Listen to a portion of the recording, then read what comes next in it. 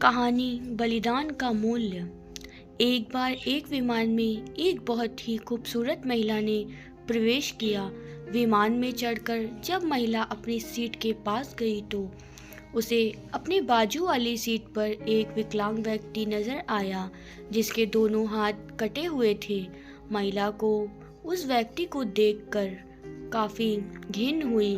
उसने आवाज़ देकर एयर होस्टेस को बुलाया और अपनी सीट बदलने के लिए आग्रह करने लगी। एयर होस्टेस ने महिला से सीट बदलने का कारण पूछा तो महिला बोली, मैं ऐसे व्यक्ति के पास बैठकर सफ़र नहीं कर सकती जिसके दोनों हाथ नहीं हूँ। मैं इस व्यक्ति के प्रति सहज नहीं हूँ। मैं इस व्यक्ति के पास बैठकर यात्रा नहीं कर सकती, इसलिए प्लीज़ आप मुझे कोई और सीट दे दीजिए। देखने में शांत और पढ़ी लिखी महिला के इस तरह के व्यवहार पर एयर होस्टेस अचंभित हुई। एयर होस्टेस ने चारों तरफ देखा लेकिन कोई भी सीट खाली नहीं थी। एयर होस्टेस ने महिला को कोई भी सीट खाली न होने का कहा और साथ में ये भी आश्वासन दिया कि यात्रियों की सुविधा उनका पहला कार्य है, इसलिए वह कैप्टन से बात करके कुछ ना कुछ हल ज़रूर निकालेगी। इतना कहकर एयर होस्टेस कैप्टन के पास चली गई। कुछ देर बाद एयर होस्टेस वापस आई और महिला से बोली, मैडम, आपको हुई असुविधा के लिए मैं आपसे माफ़ी चाहती हूँ, लेकिन फ़िलहाल इस पूरे विमान में एक ही सीट खाली है जो कि बिजनेस क्लास की है।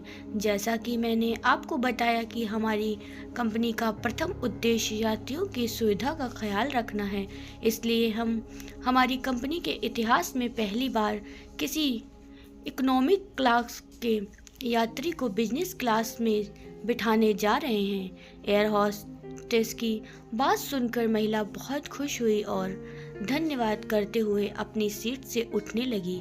तभी एयर होस्टेस ने उस अपंग व्यक्ति की ओर अपने दोनों हाथ बढ़ाए हुए कहा, सर, आपको हो रही असुविधा के लिए मैं आपसे माफ़ी चाहती हूँ, लेकिन हम आपको इकोनॉमिक क्लास से बिजनेस क्लास की सीट दे रहे हैं क्योंकि हम नहीं चाहते कि आप किसी अशिष्ट यात्री के साथ यात्रा करें। एयर होस्टेस की ये बात सुनकर सभी यात्री एयर होस्टेस के इस निर्णय के लिए तालियां बजाने लगे और वह सुंदर महिला अपने इस तरह के बर्ताव पर अब नजरें नहीं उठा पा रही थी।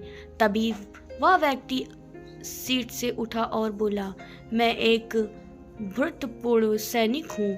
कश्मीर में हुए एक मिशन के दौरान मैंने अपने दोनों हाथ खो दिए, लेकिन मुझे हमेशा खुद पर देश के लिए दिए इस बलिदान पर गर्व होता था। आज जब महिला यात्री की ये बात मैंने सुनी तो मैंने सोचा कि मैंने भी किन लोगों के लिए अपनी जान जोखिम में डाली और अपने हाथ खो दिए, लेकिन जब आप सभी के व्यवहार और सोच को देखा तो मुझे आप खुद पर गर्व महसूस हुआ। इतना कहकर वह यात्री बिजनेस क्लास में चला गया और वह महिला शर्म से पानी पानी हो गई।